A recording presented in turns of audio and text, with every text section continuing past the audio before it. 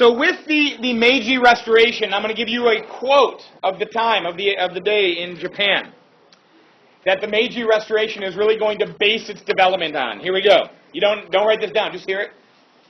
Knowledge shall be sought throughout the world so as to strengthen the foundation of imperial rule. That the Japanese now, under the Meiji Restoration, will look around the world to whomever is doing things the best, and Japan will model themselves on that. All right? So when they want to develop a strong military, they look to Europe and they said, France has got the best military in Europe. And we're going to model our military on that. And then France got defeated in the Franco-Prussian War, and they said, Germany's got the best military in the world, and we're going to model our military on that. And Britain's got the best navy in the world, and we're going to model our navy on that. And educationally speaking, Germany's got the best schools in the world. Kindergarten, right? That's a German word, right? So we kind of modeled our schools on that same idea too. Germany's got the best schools in the world, so we're going to model our education on that. And we're going to send our businessmen to Britain, and our businessmen to America, and our industrialists to Britain, and our industrialists to America. And we're going to start modeling our ideas on that. We're going to look at constitutions from around the world. And we're going to develop a constitution based on ideas from the best of them. This is the Meiji Restoration. Japan looking outside to see how to make itself stronger. This is not unprecedented in Japanese history. You guys might remember from AP World History back in the 7th century. Some Japanese went over to China and said, hey, you guys have a pretty sweet centralized government here. Let's take some of these ideas back. And some ideas of Confucian bureaucracy were taken back to Japan in a series of reforms known as... Yeah, some of you guys remember this from AP World, the Taika reforms. You don't need to know here. And then going forward, after World War II, Japanese industrialists and business people would go to Detroit, Michigan, and look at our auto plants and say, hey, we can do that. But then they also do the anything you can do, we can do better game, and they started making it even more efficient and making cars, for many years, even better than they were made in Detroit, Michigan. All right, so let's start with some political reforms. In 1889, one of the first major moves is the development of a constitution in Japan. Hear ye, hear ye. The date is September 19th, right? 20th? 19th. Hear ye, hear ye. 'Tis Constitution Day here in Michigan and in the United States, where our federal government has deemed it, and I have to follow suit, to teach something about the U.S. Constitution. All right? Despite the fact that in the Constitution there's nothing that says that the federal government can say, I have to teach about the Constitution or anything about education at all. But there's money that is connected to public schools in Michigan that comes from the federal government.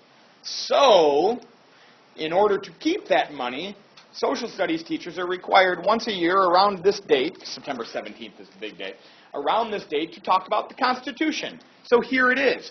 Do we know what, yes sir? Yeah, don't mess me up because I am required by law to do this. Go ahead. Sorry, this is the 19th of what? I'm talking about, see, it's screwing up everything. The 17th of September of 1787 is Constitution Day, right? And so we have to kind of, stop writing. That's what I care more about for you guys is Japan's Constitution. We're going to get there in a second. But this is like our Constitution Day, U.S. Constitution. That was a big deal. A constitution is a big deal. What is a constitution? It's such a big deal, you guys can't even put it into words. What is a constitution? For us or for Japan or for any nation that purports to have one. Yes? It's a nation's bylaws for its federal government. It's a set of rules for how the government will operate, right? And they're written down.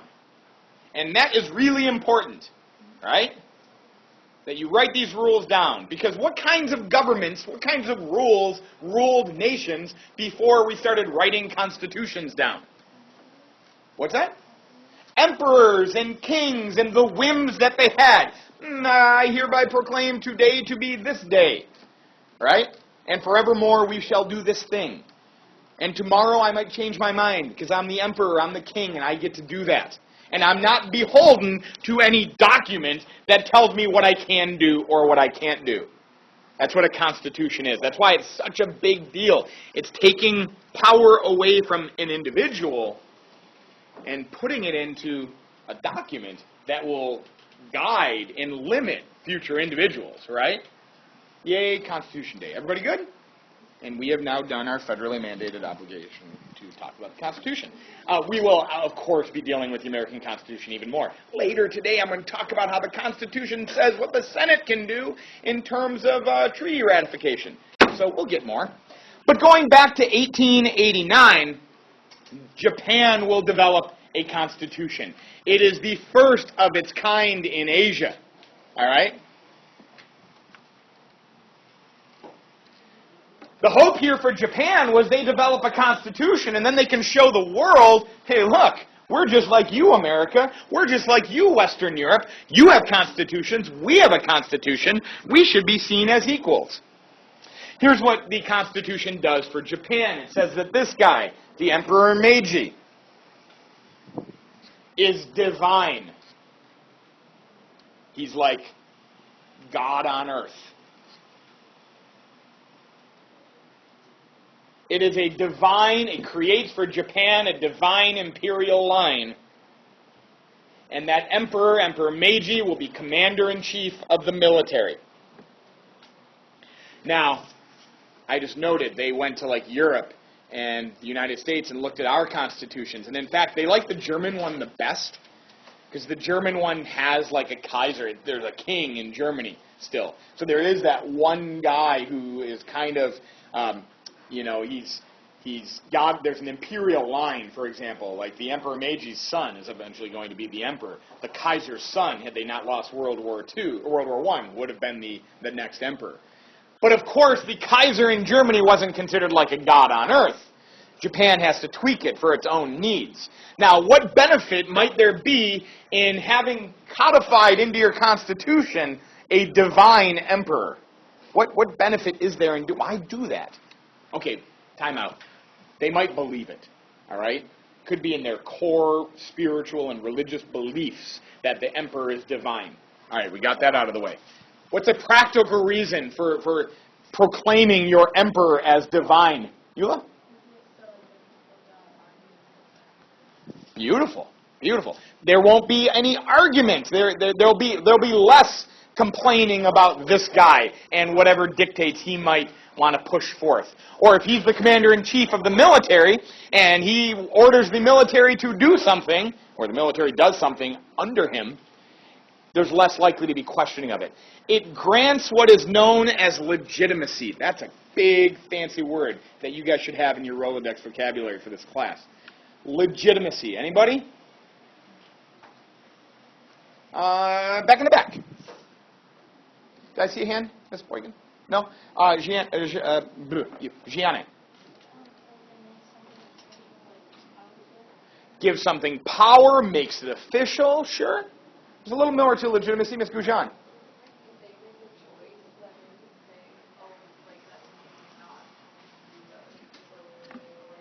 They could, and the people would accept it more, right?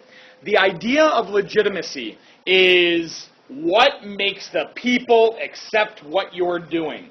Why do the people see you as legit, all right? As the kids would say these days. Why are you accepted? In our nation, why is the President of the United States listened to, whether people want to or not? Because he's elected. There's like a kind of popular election and an electoral college that puts him into place. Notice, when George W. Bush won the election in 2000 without winning the popular vote, he had a lot of people very frustrated with that situation, and he didn't have as much legitimacy maybe as a president that wins in a political landslide, in a popular landslide, right? This upcoming election, one of these two, Hillary Clinton or Donald Trump, will win the election. Neither will enjoy what we call legitimacy because of that, because neither of them is going to be winning with 50% of the popular vote. It won't happen. And certainly neither of them are going to come close to getting 50% of the eligible voters, all right? A lot of people aren't going to vote. So we will have a winner of this presidential election that will win with maybe 35 to 40% of voting age Americans choosing them. That means a majority of the people will not it's almost unprecedented right now where both major political candidates have a more than 50% unfavorability ranking in the nation. Nobody likes either of these people. But anywho, one of them's going to win. Yay. So we've got a divine emperor. It's going to grant legitimacy to what the government will do.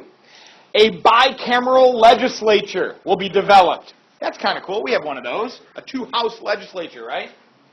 Bicameral legislature. In Japan, we call it the Diet. D-I-E-T. Same way we spell the word for stopping eating the things you want to eat. A bicameral diet, a bicameral legislature that will provide consent on financial matters. The Constitution creates a popular vote. There is suffrage in Japan with this new Constitution. And this probably won't sound unfamiliar to you.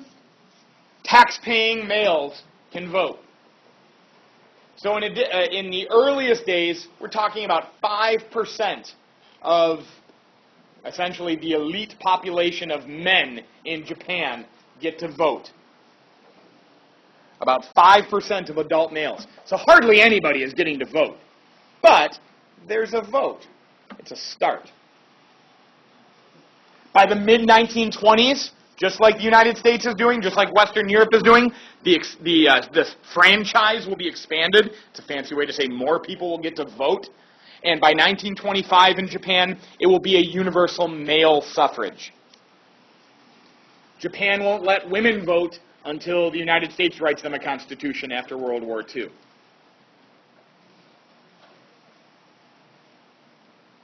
There's also the establishment of a prime minister in Japan, so this is an important political figure. We'll talk about him going forward. And a prime minister's cabinet officials that will advise that prime minister. So they got a constitution. Yay! Now let's deal with some economic reforms of the Meiji era. Did political reforms, now economic reforms. Japan needs to transition into being an industrial state. They're an agricultural state primarily. They need to become an industrial state. What does one nation need to become an industrial state if they are an agricultural state? Capital. Say that loud and proud, Colin. Capital. Capital. Now define that word for all of us. The money and resources to establish industry. Very good. Economics says that capital is anything that can be used to produce wealth. All right? You guys, if you watch a show like Shark Tank, these people have good ideas. They've developed some kind of nifty invention that we might need in our own houses. But they need money to really get the ball rolling, to start to mass produce this thing or to market it on a wider scale. Right? That's capital. Anybody that wants to start a business, they might throw their business plan together, and where do they go to get that capital? A bank. That's what banks do. Banks invest. Banks will listen to your plan. If they like your plan, they will give you a loan, and they will charge you interest on that loan, right? And banks will give you that money.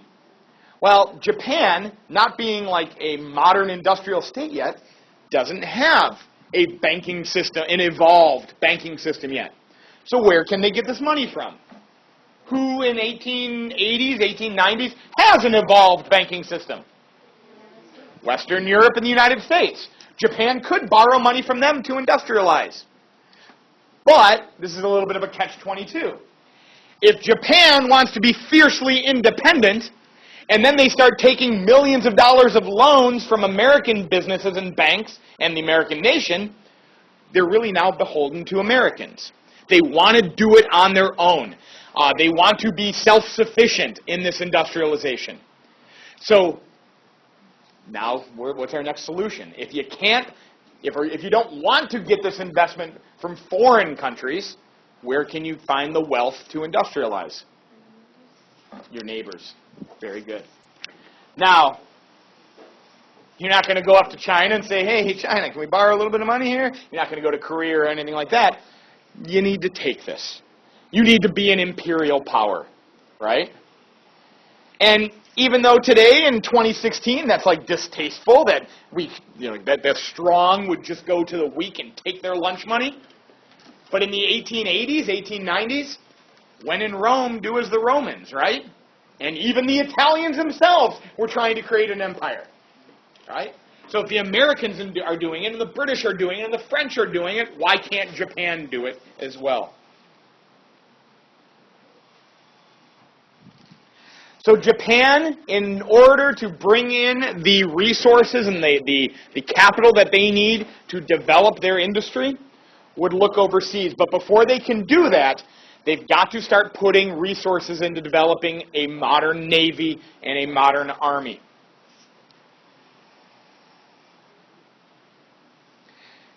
They will dramatically increase taxes, especially on agricultural workers, in order to kickstart this development. But ultimately, the development of a strong military will lead to the acquisition of territory, which will then fuel the development of Japanese industry. Good? Good. We're going to reform some education in Japan during the Meiji era. Okay, there's a big modern Japanese steamship. Very nice, right? Notice you've got a backup plan for when you run out of coal. Put the sails up. Still get home. We're going to modernize Japanese education. Under the Meiji era, education in Japan will become universal. Everybody gets it, boys and girls. As such, illiteracy will be virtually eliminated in Japan. But, even though every kid can read, they're not reading necessarily what they want to read. They're reading what the government is providing them to read. And the government will run a strict education bureaucracy that develops all education materials and textbooks. And the themes of many of those textbooks emphasize ideas like loyalty to the emperor. They emphasize themes like selfless patriotism. Like, think of your nation before yourself. Duty and obligation to your nation and to your family. This is what is emphasized in Japanese schools, and the Japanese culture will develop because of that. And I want you to contrast that maybe with what our lives are like today. Do we teach selfless patriotism in our schools? Not really anymore. Elementary schools, there's a little bit of patriotism, but I think if you really explain to kids the idea of the selfless patriotism, like to think of your country before yourself, I don't think that is really pushed, right? And in secondary schools, it's certainly not something that is required by the state, and I think if I started talking like that, kind of like maybe did you guys read All Quiet on the Western Front? Yes. Some of you might have looked at that a little bit. Where the school teacher at the start of the book is rallying his kids to go join the military and put their lives on the line, because to die for your country is maybe even is more honorable than living for your country.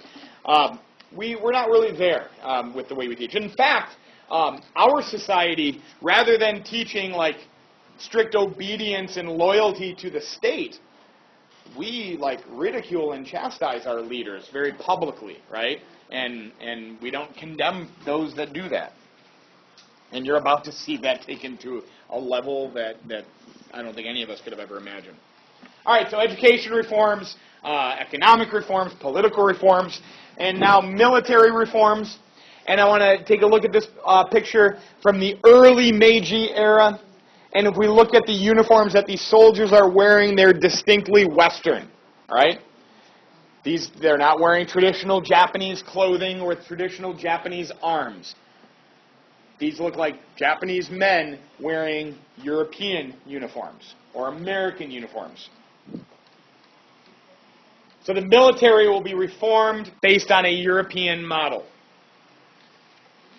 Military education, training of the officers, who will then lead the soldiers, will stress obedience. You listen and you follow orders. It will stress what is known as esprit de corps, the spirit of the corps, like the unit above all else. And if we are going to charge into what would amount to be a suicide mission, if the unit is doing it, we're all doing it together, we will yell banzai and we will run forward.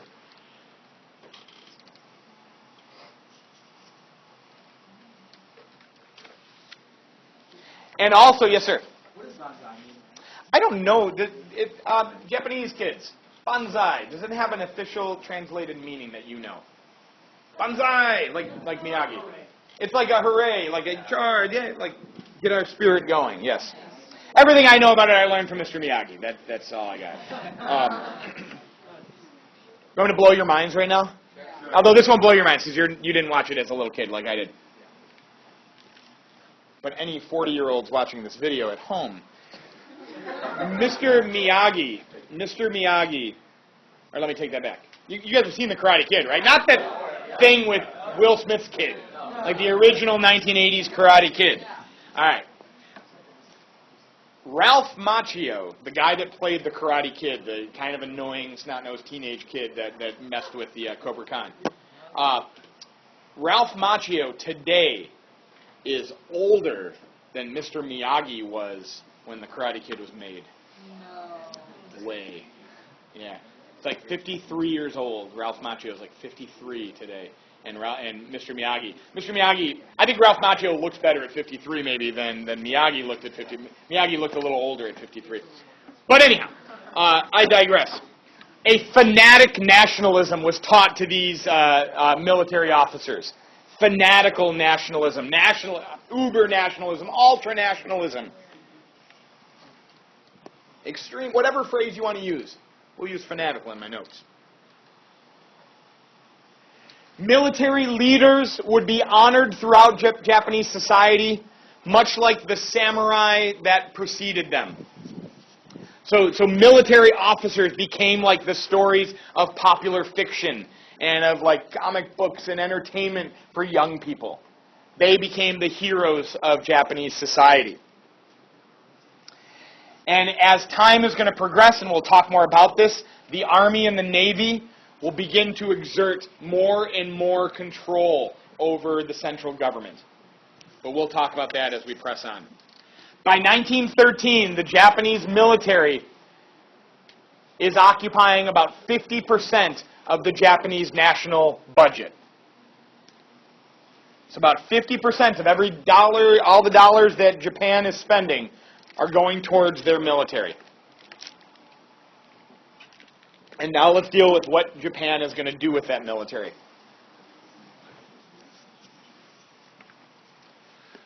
We're going to talk about Japanese involvement in 3 conflicts that will propel Japan to being an imperial power. First, in 1894 and in 1895,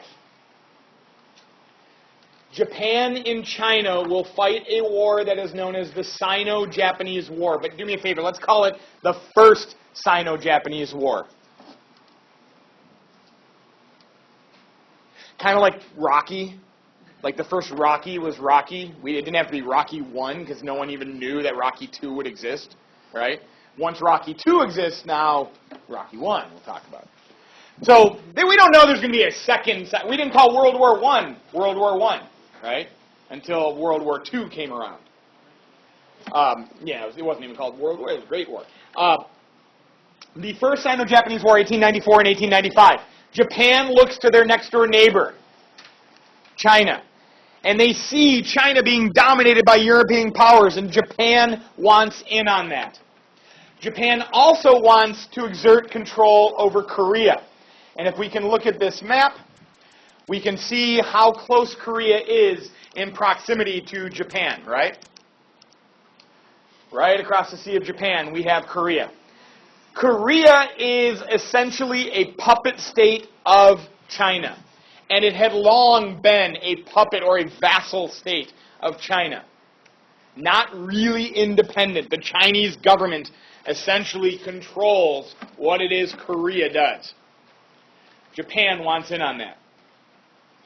And in 1894 and 1895, Japan and China will fight a war, Japan trying to extend into Asia and Korea. Japan wins. A resounding victory in this Sino-Japanese War. Following this victory, yes, sir? You were about to get into it. Go ahead.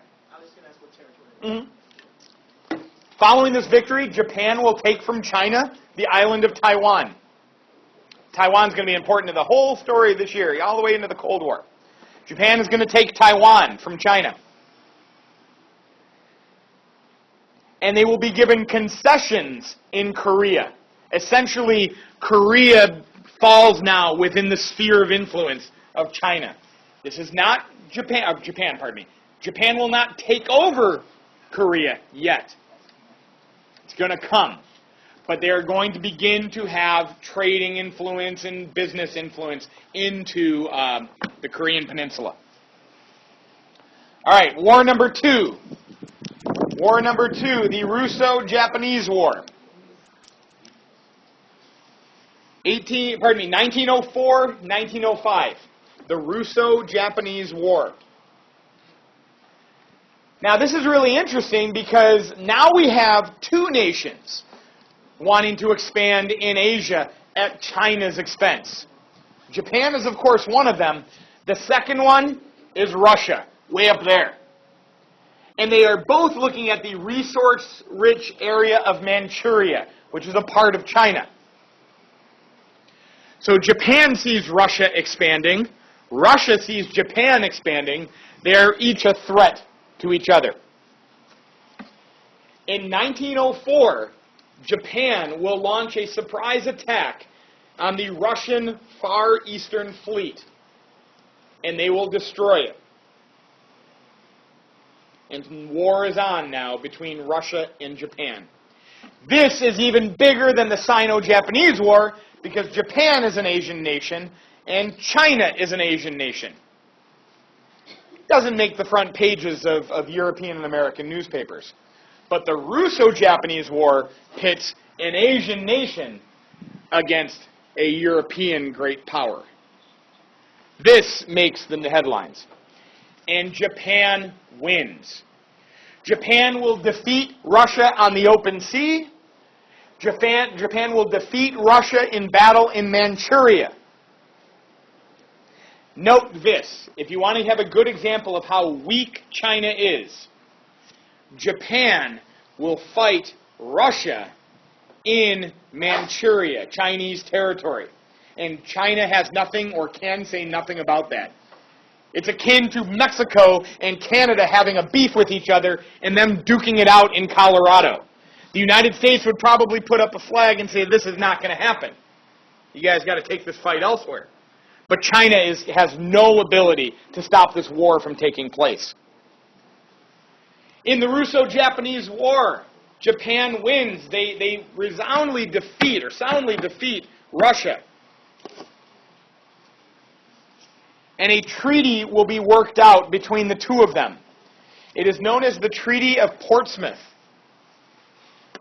Portsmouth, P-O-R-T-S-M-O-U-T-H. The Treaty of Portsmouth. And it is negotiated by none other than American President Theodore Roosevelt. And he's going to win a Nobel Peace Prize for it. Why didn't he win a Nobel? Because it's America and we want to kind of be movers and shakers. Right? And just like today, guys, I don't know if you follow this, but you know there's a little conflict between Israelis and their Palestinian neighbors. Okay, it's been going on for like about 70 years, right? The Arab-Israeli conflict right now, the United States doesn't have a whole lot of influence there. We aren't like major players in getting Palestinians and Israelis to talk to each other. Because the United States President and the Israeli Prime Minister haven't really gotten along very well. And more recently, Vladimir Putin has had a somewhat greater role in attempting to get sides to talk to each other. And that makes America feel that we should have a bigger role. Well, what does it matter who has a role? Because who is deciding how these things get discussed and where these discussions take place kind of signals who are the big players in the world. And right now, it's not us in this discussion in Israel, right? So back in 1905, this is Teddy Roosevelt, President of the United States, wanting to show that America is an important player, and so we will mediate this treaty negotiation. Now, Japan trounced Russia in this war, but the treaty is not overwhelmingly supportive to the Japanese. The treaty does not reflect how badly Russia was defeated. What does Japan get out of the treaty? They get an island. And let's go back to our big map. They get a southern part of an island. This island up here off the coast of Russia is called Sakhalin Island. I don't think you need to memorize it at all, but it's Sakhalin. Sakhalin Island. Japan will get the southern half of that. Growing the Japanese Empire. Growing the Japanese Empire. They'll get the southern half of that island. They will also gain a greater sphere of influence in China.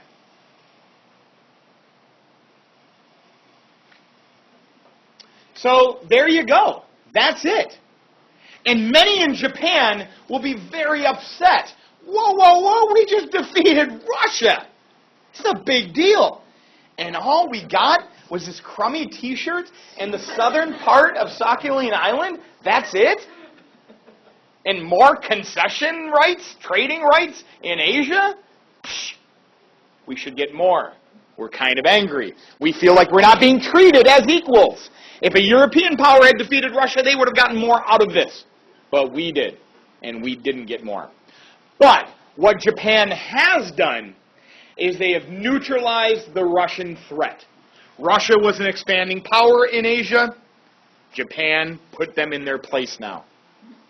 And that will now embolden the Japanese to take further steps in Asia. In 1910, Japan will annex the Korean Peninsula. To annex means to make your own, to take it over, to claim it as your own territory. So no longer is Korea like a independent vassal state of China that Japan had influence in. Now Korea is a part of the Japanese Empire after 1910. Japan is now a growing world power. Cool? Cool. Next, 1914, World War I breaks out. 1914, we come to World War I. Japan will join the Allies in World War I. When I say Allies, Japan will join the Entente powers, Britain and France. Eventually, the United States is in the mix. Japan joins the Entente powers. This is a roll of the dice, much the same that the Ottoman Empire rolled the dice leading into World War I. Whose side do you choose, right? When you aren't inherently connected to one side or the other, which do you pick? The Ottoman Empire looked at the tail of the tape. You guys know what the tail of the tape is? See, we don't follow boxing much anymore in this culture. The tail of the tape is like the measuring tape. What does the measuring tape tell us? How big are my arms, and how heavy am I, and how tall am I, and how long is my reach? That's the tail of the tape before a boxing match. And sometimes the tail of the tape can let you know who's probably going to win this fight, right? The tail of the tape in terms of like the war, World War I, is, well, who's on this side, who's on that side, who do you think has a better chance to win? The Ottoman Empire chose to fight with Germany because the Ottoman Empire thought Germany was going to win. You don't pick the side you think is going to lose. That's just stupid. Japan picked Britain and France. Japan chose wisely. So they joined the Entente powers. Yes, ma'am? So if Japan idolized Germany's constitution and the way they organize things, why did they choose to side with Britain and France? Why do you think Japan might choose Britain and France? Even though they liked some things about Germany, why would you, leading into World War I, why would you think Britain and France and, well, who else was their big ally? Who was the other part of the Triple Entente? Russia. You just fought Russia! You hate Russia. You don't like Russia. But now you've joined the side that Russia's on. This is an important story, guys. Countries are driven by their own national self-interest as it is today. Right? Gone are the ideas that, like, centuries ago, your great-great-great-great-great-great-grandfather stole my goat, and I must hate you forevermore, and I can never be on your side in any conflict. Psh, that's old world. The world changes too fast now, right? So in 1904 and 05, you're fighting Russia. 1914, you're joining Russia in a fight against Germany. Why? Because you look at what's going on in the war. And what does Germany have to deal with? In 1914, what does this war look like for Germany? Not Emma is your sister, Jessie. Yeah, they have to fight that dreaded two-front war, right? The Entente powers have more soldiers to throw against Germany. They have more arms to throw against Germany, weapons, right? They have a greater industrial base collectively to throw against Germany. They have a stronger collective economy to throw against Germany. They've got all the advantages in war. I would, rather than saying, why does Japan choose to fight with the Entente powers, I have to scratch my head and say, why does the Ottoman Empire make the choice that they made? All right. But anyway, Japan chooses to fight against the Germans, and they immediately move in East Asia to use that new army, that new navy, and seize all German assets, German holdings, German colonies in the South Pacific and in East Asia. Japan will move to take them. They don't put up a huge fight because they don't have to put up a huge fight. Because Germany is a little preoccupied right now. Can Germany send reinforcements to support their South Pacific islands? No. They're fighting a two-front European war. So Japan takes all German holdings. They will also see an economic boom during World War I. Because as like the French countryside is being ravaged by war, and as French and British industries are being directed to create weapons of war, somebody needs to like produce for their colonies, for their empires in Asia. And Japan is going to pick up a lot of that slack. Japan is going to see a World War I economic boom, not unlike the Americans' economic boom in World War I. So World War I, good for Japan. The war ends. We go to Paris in 1919 to work out an agreement to end this war. This is called the Paris Peace Conference, and Japan is there. In fact, there's a lot of Japanese there. These are all the emissaries and the officials there to negotiate the treaty. The other day, though, I mentioned the Big Four of Versailles. What four countries did I put into that? United States, Britain, France, and Italy even got included. Russia wasn't included because Russia quit the war. This is going to make Russia quite angry about that because they lost as much as anybody in that war, but they quit the war. So they're not included in those negotiations. There's going to be some bitterness that comes from that. But Japan isn't seen as one of the Big Four either.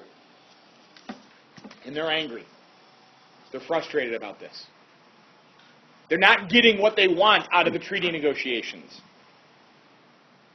They will receive those German holdings, those German colonies, because Germany's going to lose all their holdings in the treaty. They will receive those Asian holdings from Germany as what we call mandates. We're not giving them as colonies. They're not allowed to take them over as their own territory. They're mandates. The League of Nations is mandating, where we're telling you, Japan, you have to take care of these colonies until they can stand up on their own 2 feet. The same way the Middle East will be divided between France and Britain. Yes? Those were sea mandates, correct? Those were sea mandates? Yeah, with the ABC. Oh, yeah, I'm sorry. I was thinking SEA as in, yes. I would imagine so. I can't definitively say that. When he's saying ABC mandate, like, basically, how close were these territories to being able to stand on their own 2 feet? A being, like, the closest, like, Middle Eastern mandates. C being, like, mostly Africa and South Pacific holdings.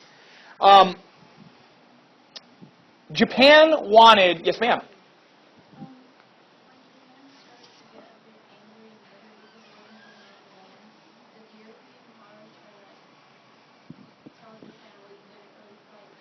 Yeah, I don't know the explicit comments that Japan was told, but that's all they're getting. That's it. And I think this next part is going to most clearly show where the European powers in America are. Japan wanted an amendment added to the Treaty of Versailles, a racial equality clause. Japan wanted a racial equality. Remember, Japan, as an Asian people, are being seen as racially inferior by their European counterparts. Japan wanted a racial equality clause worked into the Treaty of Versailles. I'm going to read to you that amendment, that clause. Don't write it down, just hear it. You understand what the words racial equality mean. That's enough. But here's what it said. The equality of nations being a basic principle of the League of Nations, the high contracting parties agree to accord as soon as possible to all alien nationals of states, members of the League, equal and just treatment in every respect, making no distinction, either in law or in fact, on account of their race or nationality. This is Japan trying to work in a racial equality clause so Japan as a nation will be seen as an equal footing to the other nations in the League of Nations. All right? This will be voted on. A majority of the votes will vote in favor of this racial equality clause. But Britain doesn't like it. Australia doesn't like it. United States, isn't too keen on it. France votes for it. And ultimately, Woodrow Wilson, showing the true face of how these negotiations are going forward, despite the fact that it got a majority of votes, Woodrow Wilson says that this racial idea is such an important issue that we need to have unanimous consent. That you have to have everybody voting for the racial equality clause for us to put it in. Now, why would a nation like Great Britain not support an idea of a racial equality clause in the League of Nations, the outline of the League of Nations? Now, I keep on bringing up the League of Nations even though we're talking about the Treaty of Versailles. The League of Nations was created in the Treaty of Versailles. It was like the first articles of the Treaty of Versailles was the organization and the development of the League of Nations. They go hand in hand with each other. There's no League of Nations if the Treaty of Versailles isn't ratified. Why would Britain be against this racial equality clause? I had a hand over here. Yes, sir. Very good. Britain's crown jewel of their empire is an Indian subcontinent, right? Britain doesn't want to start talking about racial equality when they are dominating the globe of people that aren't white. Australia was against it. Why do you think Australia would have an issue with it? You know anything about Australia and their history? Okay, they've got a lot of islands around them, sure, yeah. Very good. If you know anything about the Aboriginal population in Australia, the native population in Australia, going through much of the same things that Native Americans went through in the United States, maybe even more extreme in Australia. And Australia was not going to concede to notions of racial equality. What about the United States? Woodrow Wilson was like spreading the love of self-determination for the peoples of the world. Yet he's not going to get behind this racial equality idea. Yeah? Because that would mean we would have to be nice to African Americans and American Indians. And Woodrow Wilson was totally racist. All right? When you talk about self-determination in like Woodrow Wilson's 14 points that you might have heard of last year, Woodrow Wilson was talking about like white European self-determination. He didn't much care about the rest of the world quite as much. But he's working on a treaty of Versailles. How are treaties ratified in the United States? According to the U.S. Constitution, happy Constitution Day. How are treaties ratified? Yes, Colin? The Senate. The American Senate. The President can negotiate treaties, but it's the Senate that ratifies them. And the Senate is made up of senators, 2 from every state. And that means there are 2 senators from South Carolina, and 2 senators from Georgia, and 2 senators from Alabama and Mississippi and Texas, and 2 senators from Florida and North Carolina and Tennessee that have very deep issues with notions of racial equality, right? And if President Wilson wants to get this treaty ratified, what will happen to it in the American South if he squeezes in a racial equality clause? He'll be dead on arrival. Little does he know it's not going to get ratified anyway. So that's a moot point. But he doesn't know that at the time. So the racial equality goes nowhere, and Japan is frustrated and angry that they feel they're still being treated as second-class citizens on a global scene. Yes? The 14-point idea that Wilson brought up, Yeah. did not go anywhere? No. That's good. So, do you remember the 14 points from last year? Yeah. Wilson's like 14 ideas on how to put the world back together again so we can live in peace and harmony. Wilson is not going to get many of those points.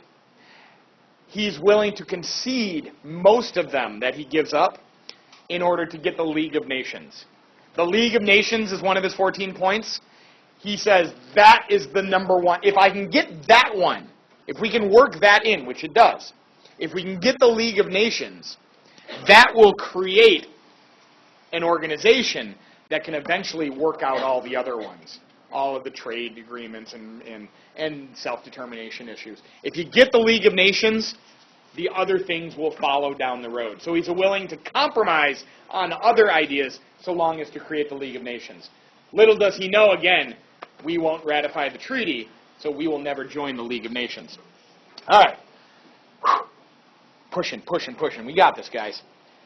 The war ends. Treaty of Versailles is ratified. Japan is crabby. And now we move to the 1920s. The 1920s is an important decade in setting up what will come afterwards. Rather than nations trying to be belligerent towards each other, rather than that, there's a spirit of internationalism in the 1920s. Internationalism as opposed to nationalism. Nationalism is my nation above all others. Internationalism is let's work together as a community of nations to avoid another great war. Japan will take part in the spirit of internationalism. Led by, first, he's an ambassador to Washington. Then he will be Japan's foreign minister. And eventually, by the late 1920s and into the 1930s, he will be a Japanese prime minister. His name is Shidehara Kujaro. Shidehara Kujuro. My pronunciation is rough. He is leading Japan in this move towards internationalism. And much of his work that's important for us comes out of what is known as the Washington Conference, 1921, 1922. Kujuro is Japan's representative at the Washington Conference. This is also sometimes referred to as the Washington Naval Conference, but they talk about other things beyond navies. So let's call it here the Washington Conference, all right? But if you ever see Washington Naval Conference, same thing. Yes, ma'am? No, we're going to get there. A lot of countries. This is a big international meeting held in Washington, D.C. Number of agreements will come out of the Washington Conference. I want you to know about 3 of them. And they have names that will not help you at all. First, the Four-Power Treaty. The Four-Power Treaty. The U.S., Great Britain, France, and Japan. The Four-Power Treaty. Those 4 powers, now that's not all the countries that are involved, we're going to talk about more, but those 4 powers will agree if there's ever any issue between them about their holdings in Asia, that they will talk. That's it. If we're going to bump elbows, we'll talk about it before we go to war. Because nobody wants another big war. 4-power agreement. They will confer if any of their possessions are threatened. Okay, number 2. The 9-power agreement. I will not make you list these 9 because there's no reason for you to memorize 9 random nations. Because you have the internet. The 9-power agreement. Those original 4 countries of the 4-power agreement, they're there, along with a handful of others. Don't even worry about them. They all agree to respect Chinese sovereignty and independence. Interesting. Because Japan still wants resources. But now they're agreeing to respect Chinese independence. Final treaty, the 5-power naval treaty. We thankfully insert the word naval into that one to help us out a bit. So the 4-power treaty, the 9-power treaty, the 5-power naval treaty. This establishes a ratio of shipping tonnage, of military Navy shipping tonnage that nations can have. It is a 5 to 5 to 3 to 1.75 to 1.75 ratio between 5 countries: U.S., Great Britain, Japan, France, and Italy. 5-power naval treaty. I will explain this in a moment. It establishes a ratio of 5 to 5 to 3 to 1.75 to 1.75. Because the 1.75 and 1.75 are so hard to say, this is often referred to as the 553 treaty. What this means is for every 5 tons of naval ships that the United States can have, Britain can have 5 tons, essentially making the British and the American navies equal. For every 5 tons that the British get, for every 5 tons the American get, Japan gets 3. Meaning, Japan's navy can only grow to a slightly smaller size than the British and the Americans. France gets 1.75, Italy gets 1.75. It is setting as an international treaty the sizes that navies can grow to. Now, do you think Japan loves this? No. It's not quite what they would have wanted to be 555. But they got 553. Shidehara Kajuro is like an internationalist. He might not love this, but he's working at the table with the Americans and the British. He's there. He's in the room where it happens. All right? This will limit Japan's growth. These treaties limit Japan's ambitions. Their navy can't get as big as it wants to. They can't just go dancing into China if they want to, because of the 9-power agreement. And some in the Japanese military, in the army and the navy, will be very upset with Shidehara Kajuro and his moves here in being internationalist. Yes, ma'am? France does not see their navy as quite as vital as the United States and Japan see navies as being. I don't know internally like where the frustration was, but France was also broke as a joke after World War I, and the resources they have to put into a navy are not there. Okay, almost done here, guys. This is where Japan is in the 1920s, but there are problems on the horizon. There's political scandal in Japan. There's political scandal and financial scandals that are making people question the democratic government in Japan. There's a Red Scare in Japan. Fears of communism spreading. Communism took over Russia, right, in 1917, 1918. There's fears of it spreading to Japan.